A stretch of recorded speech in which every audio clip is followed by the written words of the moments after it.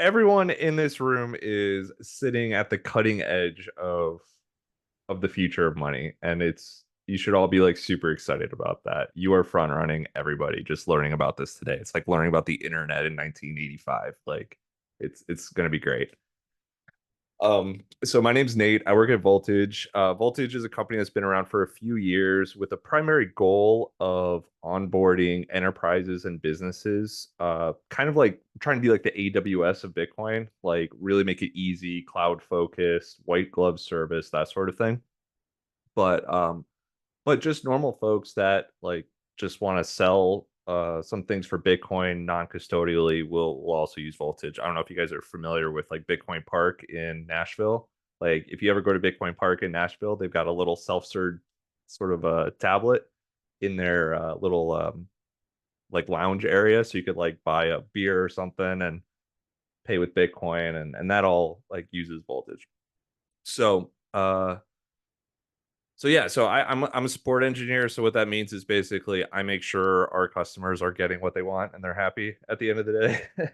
I'm not technically an engineer, although I consider myself sort of an amateur at Python, but I'm not like an engineer. But anyway, let's keep moving here. Um, and I'm also bad at these kinds of screens. So I'm just a Bitcoiner, right? Like I've really liked Bitcoin for quite a few years now. I won't say how long, but I used to work as an airline operations like professional. So I used to do like weight and balance, fuel planning, that sort of thing for airlines. And then the CEO and then I got into Lightning because I wanted to run a Bitcoin node. I felt like I was ready to run a Bitcoin node. And back, gosh, when was this? Like 2018, I guess. Uh, there wasn't any like right now it's kind of easy to run a Bitcoin node because there's companies like Start9 and MyNode and Umbrel, and you could just kind of like buy a little box and plug it in. But I had to learn Linux from the beginning, sort of, to get it working. And that was my first step into Linux, was trying to run my own Bitcoin node. And then I got so excited about it, I tried to teach people. So I did like free consulting. So I had like a little Twitter following, and I was just like, I have a Calendly, book some time with me, and we will talk. And then the CEO of Voltage was like, "Hey, you seem pretty cool. You want to join my team?" I said sure. So I kind of jumped ship a few years ago. So anyway, enough about me. Rabbit hole goes deep. Uh, I'm sure you guys know the basics of Bitcoin, but I've kind of got two slides that kind of do the same thing here, just to kind of like do like an overview of it. But like one of the, these are like the really cool properties of Bitcoin, right? All the nodes share all the data. It's distributed between nodes. Anyone who wants to join the network can join the network, right? It's permissionless. Um, the transactions get propagated throughout the network. This is called the mempool, and then those get sort of listed, and then the miners expend energy to add transactions to the chain. And this is sort of the cycle of Bitcoin. Here's probably an easier way to understand that, just as a refresher. Like I said, I'm sure you guys know, but um, yeah. So users' wallets spend, they spend the nodes enforce the rules. The unconfirmed transactions go into a memory pool or a mempool, and then the miners choose which of those transactions they want to add to a block. Usually they'll choose the transactions that are voluntarily paying the highest fee. However, miners can choose whatever they want as long as they have the hash to do so. And then the cycle just kind of repeats. Um, yeah. So, however, with all of this amazingness, there are trade-offs. The trade-offs for having amazing decentralization is low transaction throughput and higher latency. You have to wait for blocks to confirm, or people can attempt to spend the same Bitcoin again. And because the size of the blocks is limited to a megabyte, uh, that is also kind of like a slower thing. So it's really based on time preference. You could choose to pay a higher fee to get mined quicker, or pay a lower fee if you want to wait longer. However, uh, that feature is sort of a trade-off to the ultimate decentralization of it. Security. So this is this is kind of funny to me because I think I using energy is really, really good. However, some people think energy is really, really bad, but the trade-off to security is high energy usage. And then immutability and verifiability, the trade-off to that is it's not 100% private. Every on-chain Bitcoin transaction you spend, you can look it up at mempool.space, which and then kind of like see the history of it. And you could bet the exchanges that know your real name are they see where you're spending your Bitcoin. So some people don't care, some people do. However, that is a trade-off to that. And then scalability, we talked about block limits. Um, there's not enough block space for everyone on the planet to be spending Bitcoin. And because of the scarcity, quote unquote, higher volatility and fees, less fungible over time.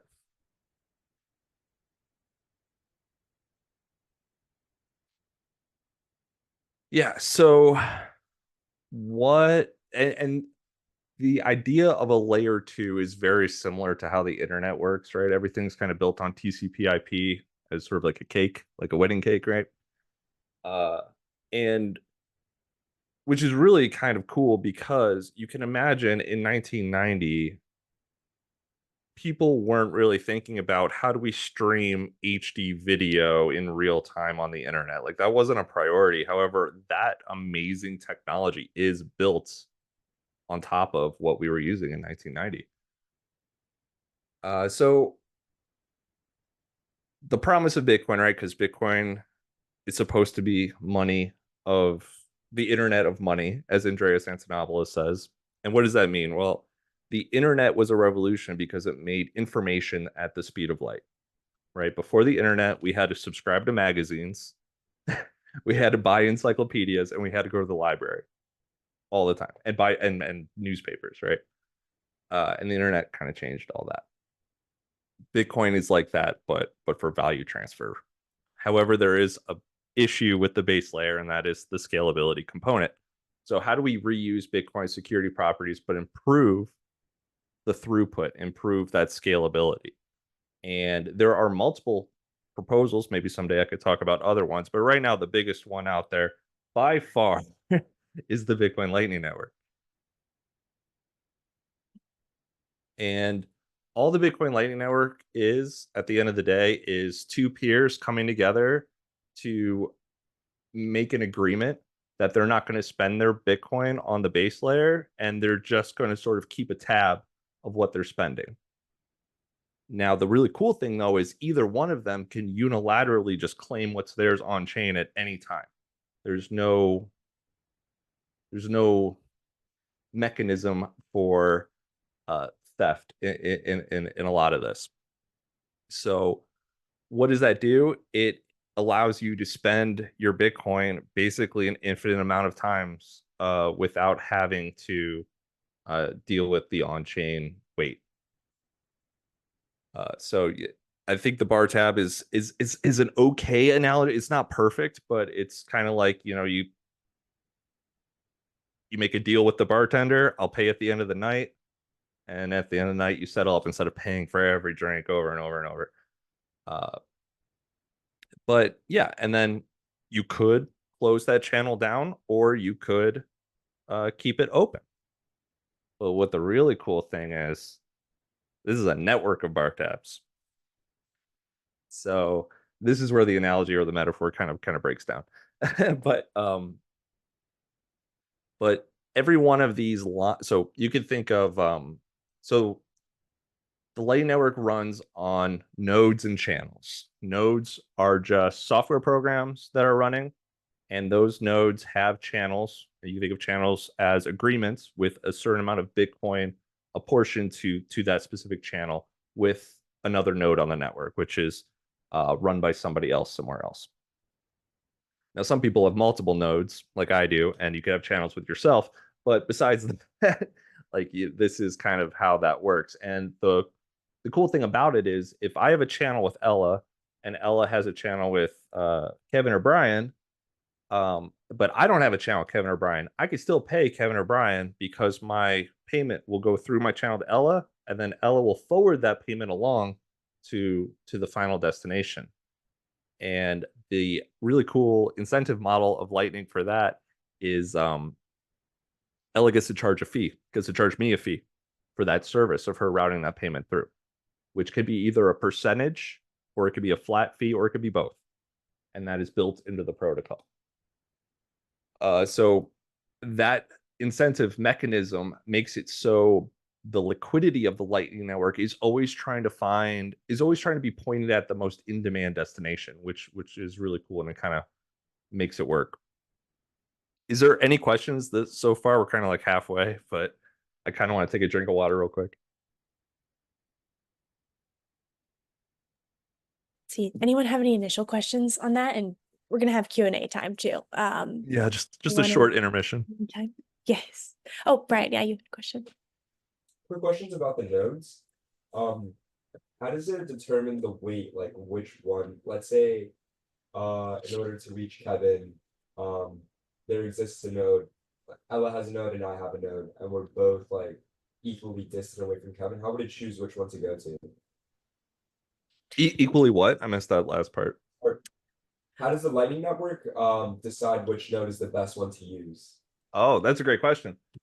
So every node software is a little bit technical, but every node software has something that's sort of in LND, which is one of the node implementations. They use something called a mission control. And mission control keeps historical data of your successful payments in history to try first, but it also tries new routes because the Lightning Network is a gossip network. Every node all the time is constantly relaying information around to other nodes. Like if a new node comes online and opens up a new channel, all the nodes on the network aren't immediately going to see that. But if that channel is with a node that's kind of big, all the nodes on the network are going to see that probably within 30 minutes. And then it sort of like calculates based on fee, and you could set like how much fee you're willing to pay. It's like, I want to make this payment, but I don't want to pay more than X, right? You could kind of customize that.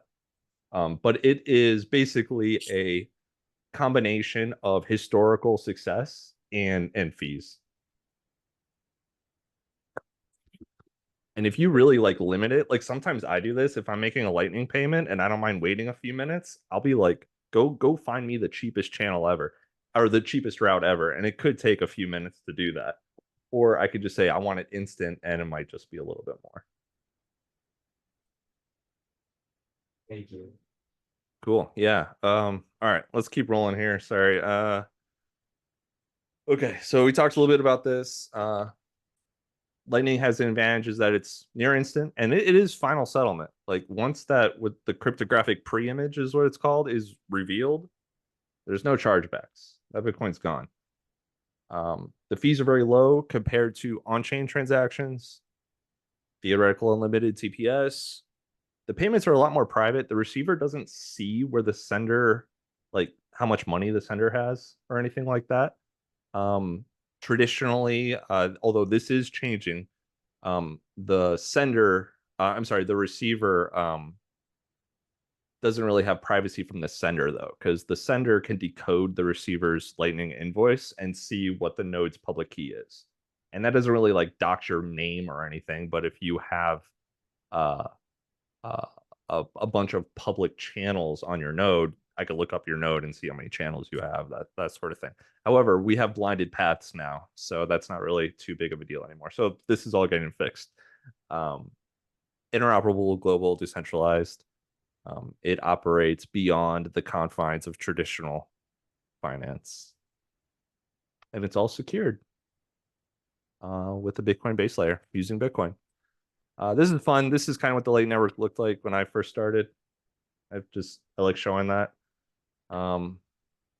I don't think my node is in this one though. I think I was like a little bit after this, but I do remember these ones though. And this is kind of closer to how it looks today. We did definitely see like 2020, 2022, it definitely kind of blew up and it's kind of tapered off since then. There's a few reasons for that, but they're not bad reasons.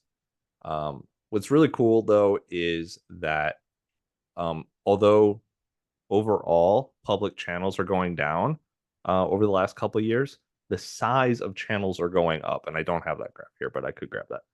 And so what that's saying is that it's better to allocate a good amount of Bitcoin to a channel because you can't really change the size of a channel once it's open. So it's kind of an efficiency boost, which is good. You don't want like a bunch of really small channels going to nowhere. Yeah, Lightning ecosystem. This is really kind of blown up over the years. Obviously, don't look at this too hard, but this was on Bitcoin Magazine. If you really want to look at it, you could look up like Lightning Companies, Bitcoin Magazine or something and kind of see like all this stuff because it's more than just payments. We have like podcasting, value for value stuff going on. We have AI to AI payments. So there's like really cool ways to use Lightning, like for like machine to machine payments and API payments to like stop spam and this sort of stuff. So a lot of really cool stuff is being built and stuff that I encourage everyone to try to dive into. I can, Ella, if you or anyone in your club ever has questions, please email me. I'll happy to point you in the right direction. So definitely something to get excited about. And then nodes and wallets. So like you could just install Ubuntu on your computer and install your Lightning and Bitcoin node on that, like if you're technically able to do that. If you're not, Start9, MyNode, and Umbrel are sort of like node in a box type things. Start9 is actually its own operating system now. So you could go get like an old $400 Dell or something and install the Start9 OS on it and have Bitcoin and Lightning ready to go, which is really cool. And then these are kind of like spending wallets, Zeus, Phoenix, and Breeze. If anyone wants any details on this, definitely let me know. However, there are Lightning Network trade-offs. You got to be online. Your node software has to be online. Both peers of this of the channel need to be online for the channel to function. You can't spend the Bitcoin unless the channel is closed, like on an on-chain level. It can be challenging to acquire inbound liquidity. I didn't really jump into liquidity in this presentation too much, but what that's basically saying is of the total capacity of that channel, one peer owns a certain percentage of that and the other peer owns a certain percentage of that. If I open up a $1,000 channel to Ella can receive up to $1,000 and I could spend up to $1,000. But I can't receive through that channel and she can't send through that channel. And still the marbles start moving through the tube, so to speak. So it's challenging to receive because you're essentially asking somebody else to point their Bitcoin in your direction, which there are ways to pay for channels, for example, like stuff like that is pretty common these days. So it's not as hard as it used to be. Like what it used to be was you join a Telegram group, like, and just be like, hey, can I get a channel, please? But it's a little bit easier now, although people will open up channels if you ask. Liquidity management can kind of be a headache. Like if you spend all of your like you have like maybe you have like 10 channels and like one of them is like really good and you spend it all out and then your other ones aren't working right. So that could be kind of a headache, but you can learn how to do it and it's sort of a skill. You have to do backups because what if your node, what if the hardware fails or something? Monitoring and alerts are important. It doesn't fit well into the legacy financial system. A lot of people are trying, but it's really, really hard because a lot of the Lightning Network is private. We don't know how many transactions are being done. Only those that are actually active in those transactions know. And it's a hot wallet. And what that means is you have your private keys. However, those private keys are touching the internet. So they're a little bit more security vulnerable than if you were using something like a hardware wallet where your keys are offline. And then real quick, purpose of Voltage. We're trying to make businesses and enterprises use Lightning more, basically. And so we do things like help provide liquidity. We deploy their nodes on the cloud. We have enterprise-grade security, compliance stuff. That's sort of standard in IT and cloud services, data analytics and monitoring and that sort of thing. And we're kind of expanding and changing over time based on the needs of like a really niche but really powerful sort of sector of finance right now. So we're just kind of trying to find our place on that still, but it's going great though. It's come. I wish I had a photo of like what Voltage like looked like in its first version compared to this. You guys would probably laugh. Anyway, okay, that's it. Any questions? I always end it with a cap. No, thank you so much, Nate. I think yeah. that was really helpful context and overview. Yeah, does anyone have questions now, or Nate, which order do you prefer? Doing Q&A now, or some of the onboarding and then Q&A in case questions arise then, or do you That's have a a good preference question. at all? Well, I mean, so how about this? Since you already made an account, would you like to share and I just kind of like walk you through what you see? Sure. Yes, I can definitely do that. Would that, yeah, I think that might be a little bit more, Yes. And then I'll make more also sense. I'll share a slide first that I pulled together because I thought this was kind of cool during our meeting last time. Let me make sure everyone can see this. We'll move us over. When we were having our meeting, Voltage was helping make possible Trump's transaction at PubKey. Oh yeah. Yeah. So, and then I pulled Will Cole's tweet about the whole stack of how this worked. So actually, Yes. Manuela, who is at Strike, she founded the Cornell App Dev Club here, and she came and spoke last semester. So everyone's Strike Wow. was kind Yeah. of responsible of this stack. And then Zaprite, which we haven't really spoken about, and then PubKey, this Bitcoin bar in New York City, and they also do a ton of great events. They were running their own Lightning node through Voltage. So just wanted to share that with everyone, some of the context. But okay, so I have the account here, and I'm not sure. I think maybe I was at the place where you had to create a team. I got you. Yeah. Okay, yeah. Yeah, go ahead and just hit the little icon in the upper left corner. Yes. And then okay. Okay. So I guess so. Yeah. So let's go ahead and do that. So the idea of a team is that folks that want to like put the Lightning Network functionality into their app or service or something, they usually want to collaborate with other people. It's usually not just one person. So with a team, the idea is you can invite other people to and then give them permissions and things like that. So with the starter default plan, it's only 2 people. Okay. But it's all good. But you can still share the login if you want to. Like no one's stopping you doing that, but Okay. you know what I mean. But yeah, so you could hit new team. Yeah, that's fine. Okay. Um, I'll just name it the club. you could do image anytime too, but it's totally cool. Yeah. Let's see. Okay.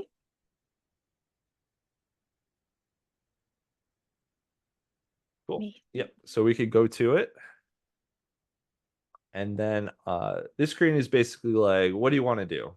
We've got Bitcoin core nodes, we've got BTC server, we got some fun Nostr stuff. Maybe I can come.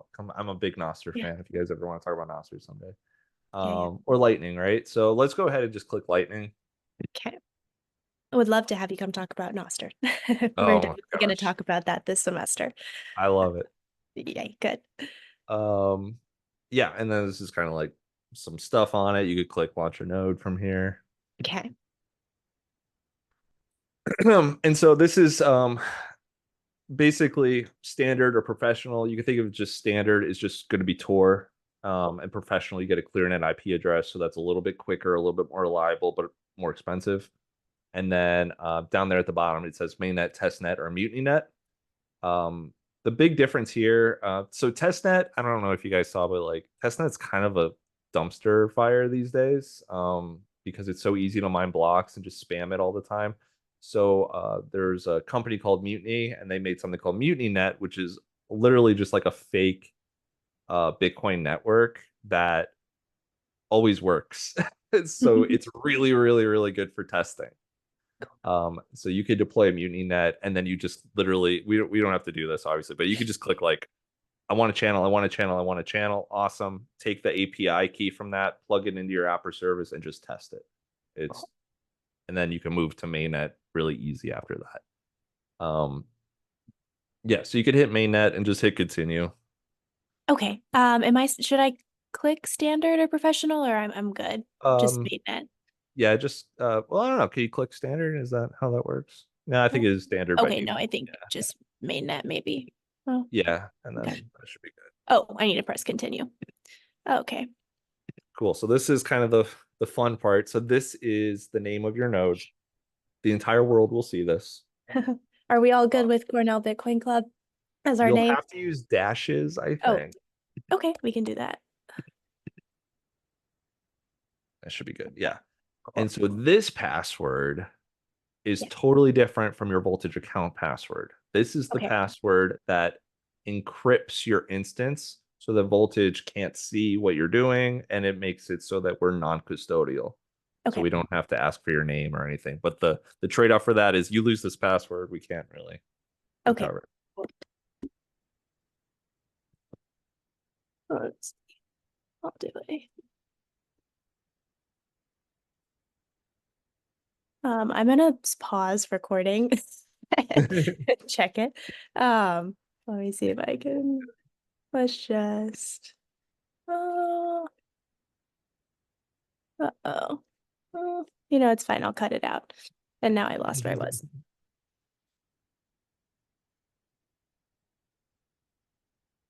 Is there a way to see the password that I'm typing in or no? I don't think so. I think we took that out. But if it doesn't match, it'll tell you. Yeah, I will. Okay.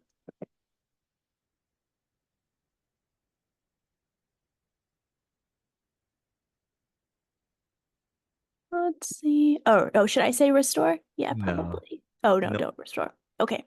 But the passwords don't match. That's the issue.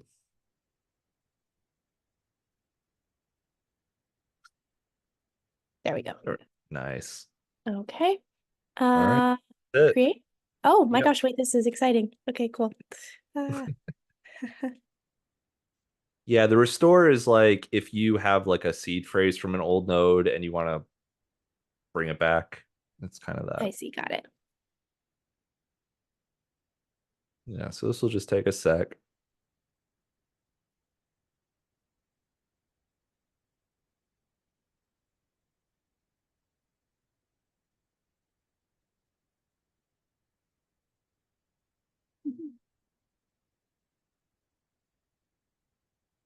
Ah, this is so exciting. Thank you very much, Nate. Yeah, no problem. Yeah, we this is definitely fun. Definitely good stuff. So cool. Amazing. Okay. All right. So this is sort of the main little dashboard or whatever. So if you ever deploy a node at home or through like Start9 or something, you'll see these applications as part of that. So we've built in some of the most common ones into Voltage, no extra cost to use.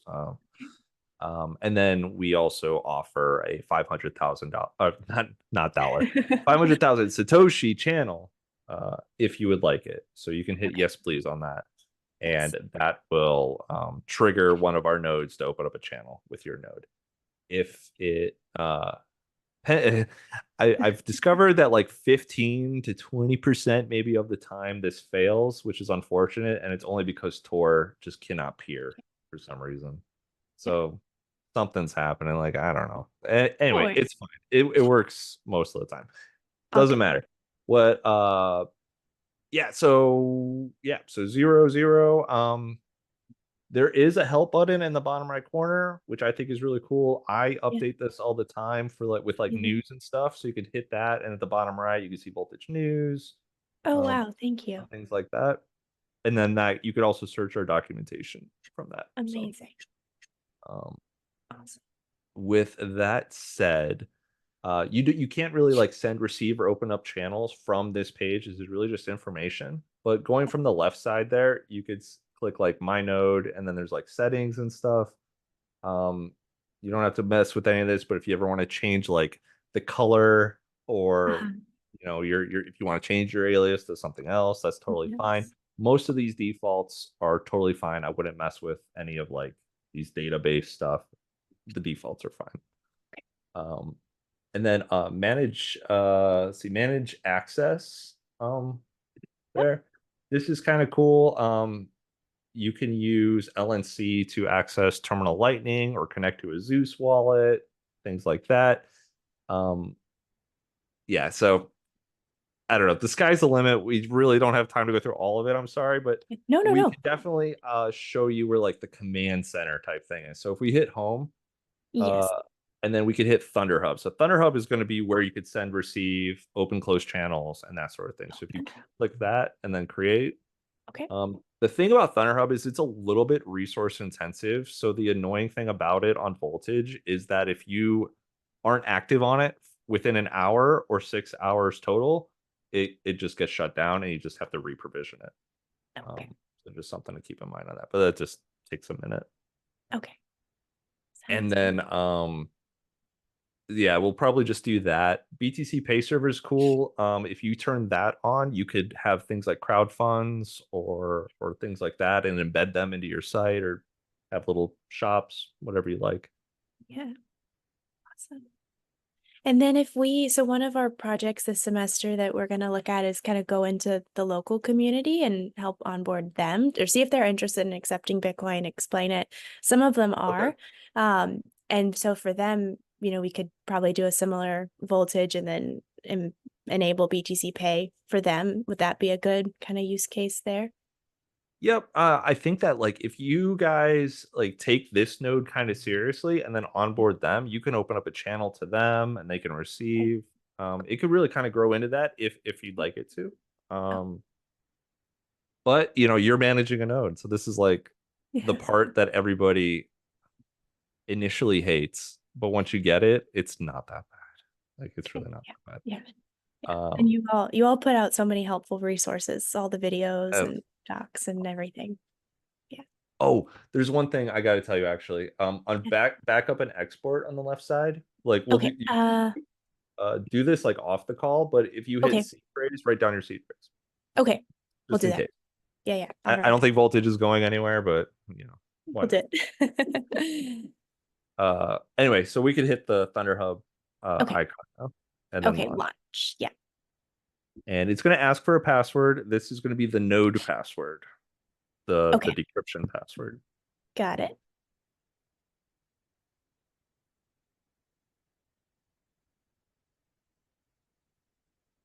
Connect.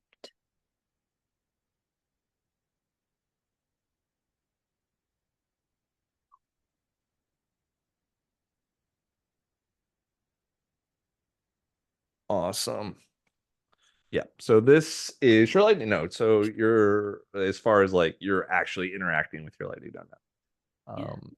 So if you've never seen Thunder Hub before, you'll notice that right at the beginning there's a Lightning side and then a Bitcoin side. So in order to open a channel or when you close a channel, that money's got to go somewhere. And where it goes is into your Lightning node's on-chain wallet. So your Lightning node has an on-chain wallet also. And then from there, you could send it wherever you want. Um, so in theory, if you wanted to open up a channel, you would hit receive on the anchor symbol is the on-chain. It would give you a Bitcoin address. You would send Bitcoin there.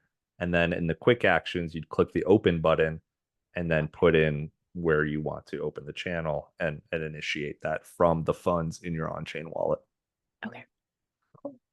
So we'll do If, that later off the yep. call. Yeah.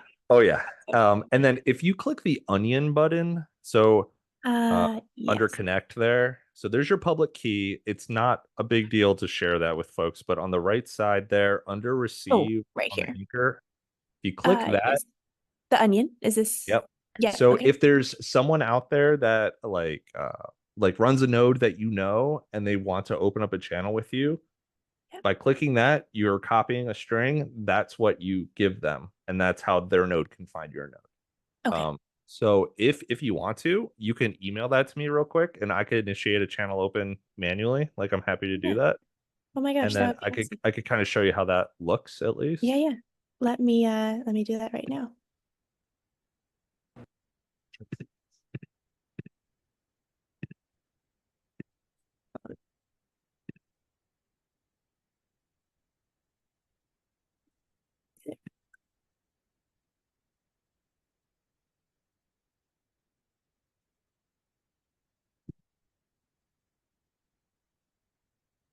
But yeah, it's like drinking from a fire hose sometimes, but Nate, sorry, may you tell me your email one more no, time? you're good. Nate@voltage.cloud. Okay, right. Okay. And this, you said this was the onion Yeah, string? so it's your pub key at Oh, okay. a bunch of gibberish Okay. .onion. Yeah. Okay. I'll just say pub key then. Okay. You should have that.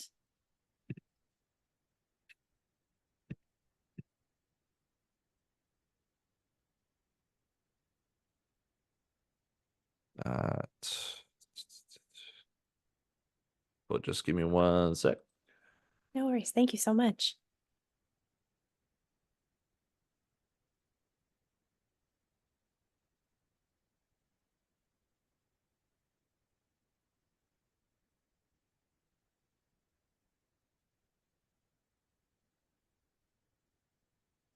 So tell you what, I'll go ahead and screen share and I'll show you the process of initiating that channel open. And that way Oh, there, wow. when you guys are ready to do it, you have a little bit of You a know, reference, even though it is in our our documentation.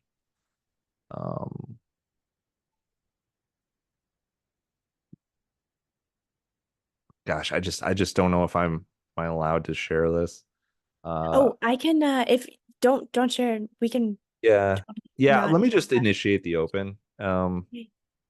Just because, yeah, there's Yeah. some. I would open it from my private Lightning node, but I just sent all my on-chain funds off recently. Don't worry. I try not to keep any funds on there that I don't need to have on there. Yeah.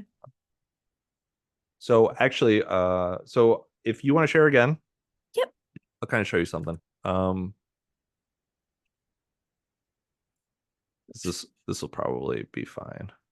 So what I'm doing is I'm clicking open under quick actions there in the middle Yes. under your public Open. key. So yeah, go Yep. ahead and follow along. Okay. And then it's sort of like this is who the people who make Thunderhead want you to open up channels to, but you can ignore that and just hit open again on the right side. Okay. And then it's like, is this a new peer? So if you've already peered with them before, they'll appear in the Dropbox. But if they haven't, you can hit yes, it's a new peer. And if you hit yes, it will tell you to paste in their publicly and their socket, which is what you just copied and emailed to me. So you would paste Oh, their okay. there. Got it. And then max size is basically, do you want to spend your entire on-chain balance to open up this channel? Yes or no? Most of the time it's no. Yeah. And then the channel size is how much of your on-chain balance do you want to allocate to this channel? Okay.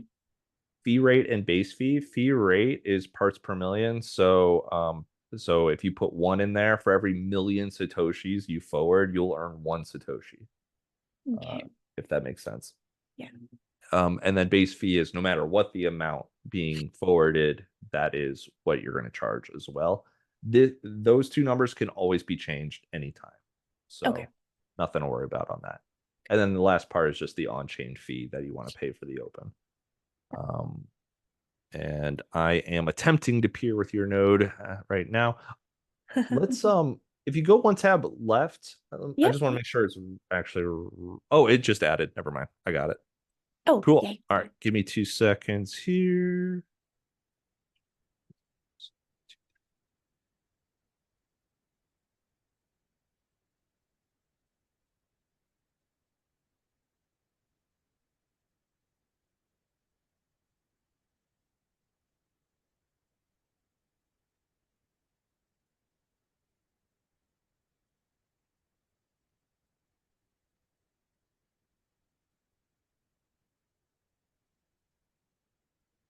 Yeah, like if you scroll down a little bit too, like on this page, like once you have channels and stuff, like you'll start seeing like charts and stuff in this area and Oh, everything, and awesome. it gets kind of cool. Yeah.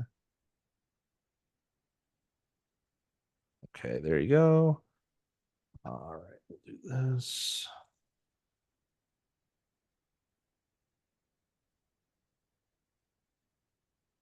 Okay.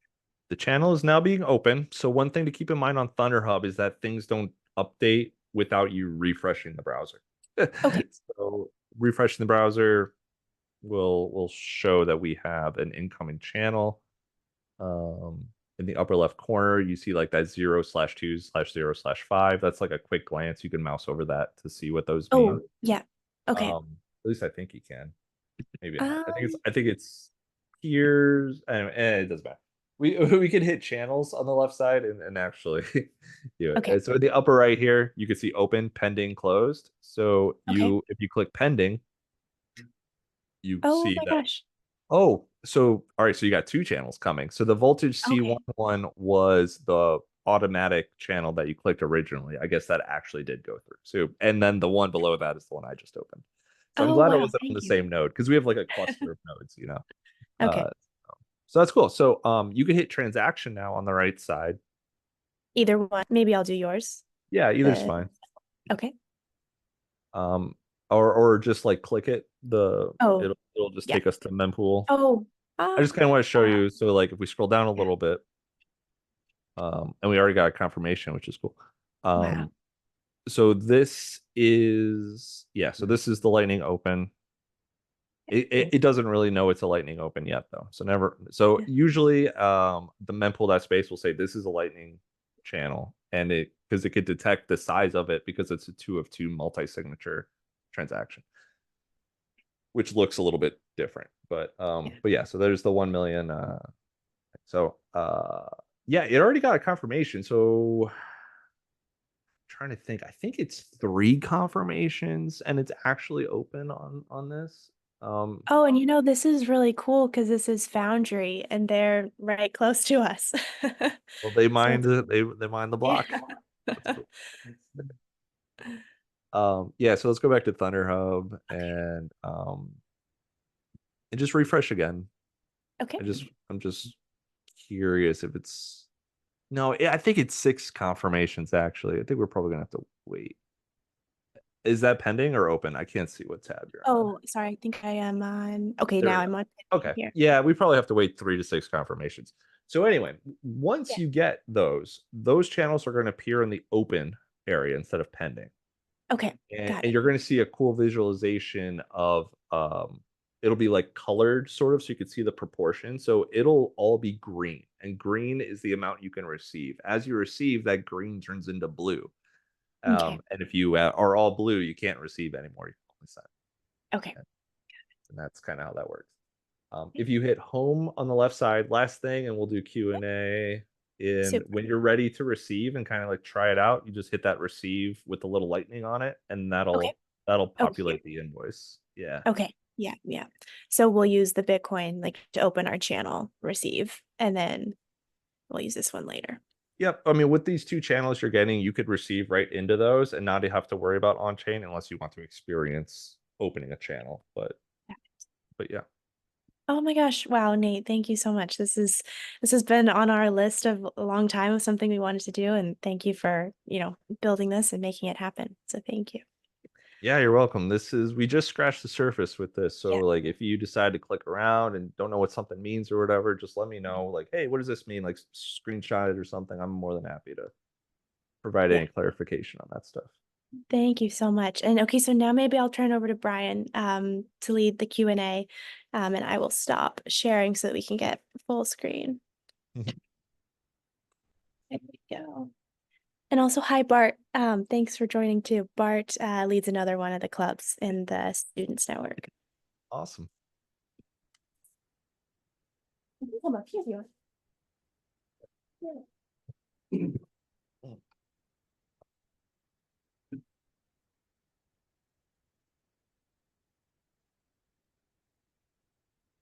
Hi again, Nate. Thank you so Hey, much for the presentation. I just have, welcome. to be honest, you answered quite a bit of my questions, but I made a couple more. Okay. So this one, I saw the graph of Lightning nodes, and you said that it started tapering off around like 2022. If you could just Yeah. provide like a little more, I guess like context on that. Yeah. Yeah. So I mean, all I could really offer is like my own personal theory, right? I think that when the first really easy to deploy Lightning nodes started, things like the My node and the Umbrel, a lot of just normal Bitcoiners got excited and wanted to try it out. There's been the narrative since the beginning on Lightning was that like everybody should run a Lightning node. You know, and this is how we're going to spend our Bitcoin and stuff. And I think what happened was that folks realized that it was more of a challenge than they expected. They weren't really willing to put a what they would probably perceive as a large amount of Bitcoin on their Lightning nodes if they didn't know exactly what they were doing. So I and then I think that it's just been kind of a slow adoption, kind of like Bitcoin, honestly. So I think the smaller like hobbyist users just kind of was like, yeah, I tried it out, it was cool, but you know, I could just download this mobile app instead and just make Lightning payments from that. So why would I want to run a node, sort of thing? That and the narrative of earning lots of fees from routing payments hasn't really played out very well. You really need to deploy a ton of Bitcoin, and by a ton of Bitcoin, I mean like more than 10, maybe even more than that, uh, into a Lightning node to even like make a few bucks a week worth of fees. And I think that that will change over time, especially if you believe that the Bitcoin on-chain fees will go up over time. I think Lightning Network fees will sort of mirror that because if there's a lot of people trying to make a payment through your channel, you want to charge the highest fee possible for that. So I think as volume and stuff increases, as on-chain fees increase, which makes sense, has to happen eventually, right? That will change. But to boil it all down, early days, hobbyists, and that sort of thing. But a lot of the big nodes on the network haven't left though. Yeah. Thank you so much for your answer. A quick follow-up to that. Since you said that at the start it was mainly hobbyist, who do Yeah. you think are the main like creators of nodes today and going forward? Or who do you see mainly using like Voltage? Oh, so yeah, the word creators kind of threw me off there. Can you clarify that just a little bit? Like just like customers of Voltage? You want me, like clients of Voltage? Like, Yeah. since you said that hobbyists really like tried it at the start, Hmm. I guess who are really making more nodes today and may potentially Okay. to or like Yeah. hosting them? Yeah, so I think just to kind of segue into that, a lot of folks that want to use Lightning to just like buy stuff, which is like really fun and everything, they sort of migrated from using their own node running at home to something like a mobile wallet like Zeus or Phoenix, which is also a node on your phone, which is cool, but it's just boiled down to make it simple to be strictly used for payments rather than all this sort of like magical stuff that running a node unlocks that normal people really don't want. But folks like developers and stuff really need to run a node though. So the idea with Voltage is that if you're running a business that you're accepting Lightning payments, just as an example, you can't really like it's not good if you're running your node in your office or place of business and your power goes out or something like that. Now you can't do it anymore. So Voltage offers this redundant uptime feature for businesses. Just like one example for that. We like one of our customers is Paxful. I don't know if you've heard of Paxful, but Paxful has um, they do tons of volume even on Lightning. Uh, you know, folks are buying and selling gift cards and stuff. I don't think they're in the US, but the point is like um they do so much volume that any downtime at all would be really bad. And that Voltage has like an enterprise service where we actually provide all the liquidity that you need. So it's kind of an extra cost, but you don't have to worry about liquidity management and that sort of thing. You just get the powerful features of Lightning. I also actually for something US based, I don't know if you've heard of the Bitcoin company. It's kind of a funny name, but it's really cool for buying gift cards and stuff with Lightning, and that they use Voltage too. Um, Yep. Thank you so much. And then here, just opening up the chat, I see that Bart asked a quick question. oh, Can you explain the LN URL option and how that works? yeah. Okay, this is fun. So so the Lightning Network by default uses a pull payment mechanism, meaning for you to receive a payment, you have to go your node has to generate an invoice that needs to be paid, a one-time payment invoice, and you need to give that invoice to the payer. Um So LNURL is a way to use HTTP to ping an API. This is all kind of under the hood to generate that invoice on the fly, send it back to you, and then you pay it. So by doing this, you can use something that looks like a email address instead. So I could give you my like a Nate Voltage at vlt.ge. We offer this at Voltage through our Nostr thing. So you could hook your guys' node up to the Nostr thing that we have at no extra cost and have like Bitcoin Cornell at vlt.ge and give that out, and people could pay the node from that. So that uses what's called LNURL. LNURL is a bit clunky because it's not like Lightning protocol based. It's sort of this, in my opinion, sort of like a band-aid thing. But what's really cool is and this is funny because there's a conference a couple days ago in Tokyo called Bitcoin Tokyo, and that's where actually a big Lightning Network protocol meeting went down, and they actually merged what's called Bolt 12, and Bolt 12 is a change to Lightning that will enable this feature that LNURL has been doing, but in the protocol through Tor messaging. So we probably won't be using LNURL for much longer. Yeah, so I guess that was kind of long-winded, but does that make sense at all? Kind of, like with normal Bitcoin, you just give somebody an address and they pay it. That is in Lightning now with like this Bolt 12 thing, which is cool. Yeah, thank you so much for your answer. I think you explained it really well. I see Bart has his like thumbs up. Yeah, so he enjoyed cool. the answer as well. And then here in the chat, we have Kevin also asking, does the exchange rate between Lightning Bitcoin and on-chain Bitcoin always have to be 1-to-1? Or in other words, is it technically feasible to issue paper Bitcoin on Lightning?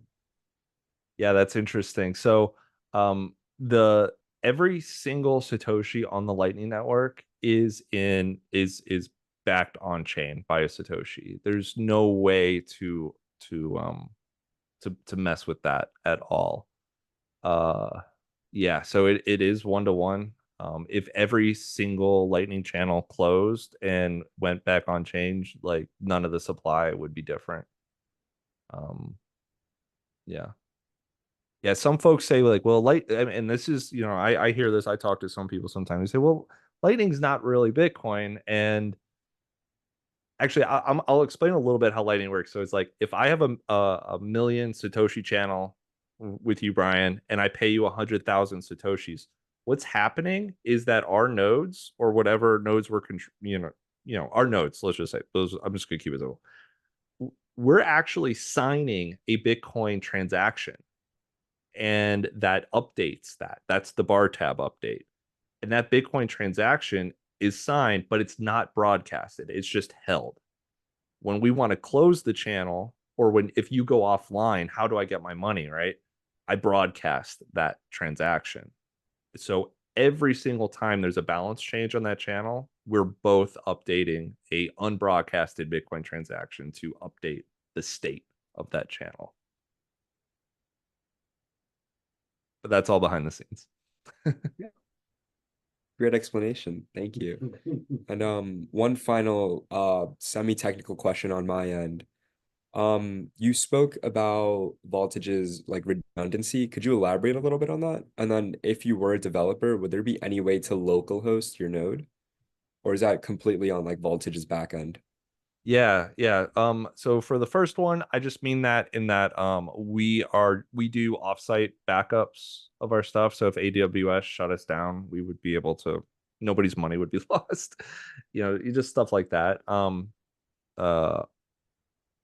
Yeah, so that sort of thing we definitely take seriously. You're also free at any time to download your entire node database and put it, like, if you don't want to use Voltage anymore, we're not trying to be like a walled garden like Apple or something and try to keep you in our ecosystem. If you want to move your node off of, or extract the relevant data off of Voltage and then put it in your Linux computer at home, like, that's cool. The only thing is, if you try to run the same Lightning node on two machines at the same time, your Lightning node will never work again. So never ever do that. Super, super, super bad. And what was the second part of your question? I'm sorry. Um, I'm having too much fun. yeah, I think you covered both parts. The first part was just how does Lightning upkeep redundancy, Oh, and the second part was if you were a developer, like could you offload local it? host. Yeah. So the voltage service is you're trusting us to manage all the hardware, all the updates, all the uptime. That's sort of the service. And on the main voltage node dashboard, there is a card called Node Details. And the Node Details has your API endpoint there. So if you look into some repositories and want to build an app, all you need is that API endpoint, which is ClearNet. Like everybody gets a ClearNet API endpoint on Voltage, so it makes it pretty easy. And then there's an authentication token, which in Lightning or LND, we run the LND implementation. It's called a macaroon. And you can extract that macaroon from the macaroon bakery, which is on the left side menu of that. And those are the only two things you need to have an app talk to your Lightning node. We have the list of API calls and stuff on our docs. So if you want to play with that, feel free. Yeah. Yeah. Thank you so much. Yeah. That was all of my questions. I'll pass it Cool. back to Dan. Thank you, Nate. You got it. No, thank you, Brian, for doing that. That was amazing. Nate, thank you so much. We really appreciate you taking time out of your evening to come chat with us. Just thank you very much. No, it's my pleasure. Thanks for Yeah. inviting me. And I hope you all have a great rest of your week. And I really am open to if you guys ever have questions to just or want me to come by again. I'm more than happy to. Yeah, we'd love that. Maybe we'll talk some Nostr next time. That sounds super fun. Yeah, thank you so much, Nate. Have a good rest of your day. All right. Thank Thank you guys. Take care. Thank you.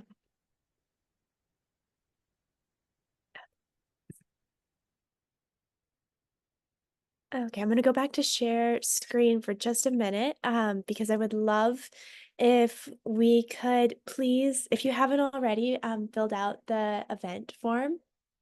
It'd be wonderful if you all could do that so we can plan some more fun, sorry, coughing, interactive, engaging events. There's a wide variety that Rafa and Mark put together. So did everyone fill it out or get a chance to scan it, or it's an email as well? And then if you remember from last time, we have this new system. So kind of you have the hodlers, the nodes and miners. So if everyone would please, we're going to now take attendance so that we can track those different groups. So you should be able to just take this and it's like one question. That would be wonderful as well. And Barton, Caroline, thank you so much for joining. So glad that you all could make it and hope you have a good rest of your days too.